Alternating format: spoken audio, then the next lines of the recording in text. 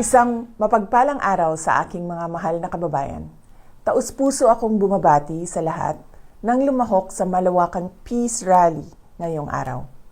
Ito ay isang makapangyarihang pagpapakita ng pagkakaisa at pananampalataya na ang tanging hangad lamang ay kapayapaan tungo sa kaunlaran ng ating bansa.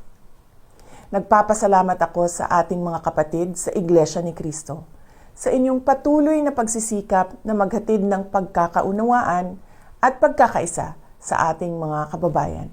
Sa gitna ng tumataas na presyo ng bilihin, kahirapan, at iba pang suliranin, ang isang mapayapa at nagkakaisang Pilipinas ay hindi kailanman matitinag at paulit-ulit na aahon sa gitna ng hamon ng panahon.